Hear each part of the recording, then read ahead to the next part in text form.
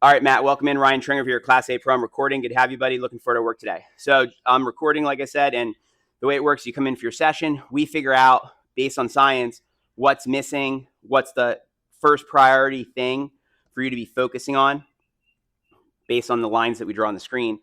And then as the quarterback, I basically say, hey, this is the play. This is the drill you need to do. This is what you should go practice. I make videos like I'm making right now for you to watch after your session. So then your homework is you go and you watch your video and then you come back in.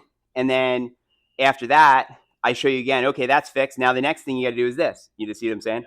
And it's kind of like this series of sessions where we keep on building. Now, I have recently had a 14-year-old student go from a 22 handicap to shooting a 67. That took him 55 lessons in 1 year and 4 months. I had a 6 handicap shoot a 68 in 3 months. I just had a 22 handicap get down to a 6 handicap in 6 months, right? I design lesson plans as a PGA pro to get students to their goal, whatever it is. So whatever it is that your goal is, we can do it. I've had students I've worked with for 5 years. Ed, who just left, he's a country club member. He plays in tournaments every week of the year with the men's club, and he's basically here for every week for the rest of his life is how he thinks of it. You know what I mean? So because he wants this technology and feedback. Now, just to show you what I just did here, you'll see in just a moment.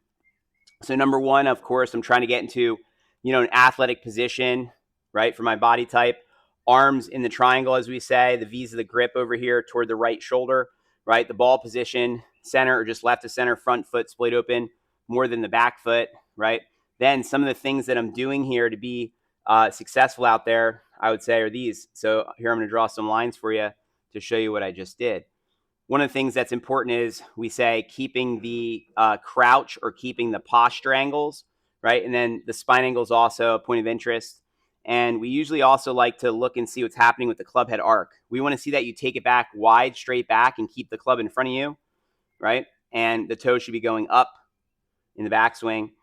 Then when you reach the top of the swing here, you'll see that I'm maintaining my spine angle, right? I'm not swaying off the ball. I'm keeping my posture lines the same over here. A nice flat wrist position, you could say. Over here on the right-hand screen, the club head goes on what's called the wide and straight back arc. That's how we create the correct width in the golf swing, is by doing the wide straight back.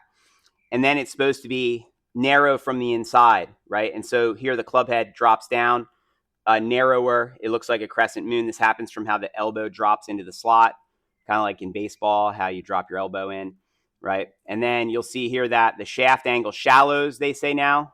Online a lot, you hear this. What's really happening there is I'm dropping it and swinging from the inside out, okay? And that's why I'm bringing it down like so. And then at this moment, I'm supinating my left wrist. Your left wrist at this point is supposed to be supinating this way underneath, right, to square it up.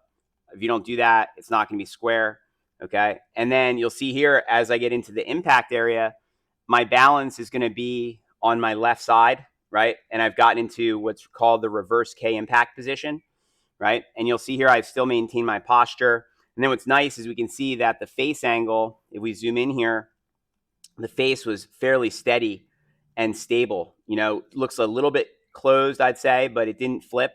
It was fairly steady. And if we take a look at the numbers, we can see that my path was correct here. It's 3.4 degrees to the right, which is correct. And it's 0.7 degrees to the left, okay? That's the tour averages. So that's what you're supposed to be doing with the path and the face. And what's really cool is they've done thousands of pros and measured thousands of pros on the path and the face. And this is what you should be trying to do. And so to finalize this little video here that I'm making for you, you'll see that, let me just finish highlighting my arc here coming down. So the arc comes down like so. The face is stable through the ball. I extend at the target. Full release, my hip clears back, right? And then around I go off my back foot to my back left heel through the shot. And so this is an example of the analysis work that I do each week for every student to get them to their goals.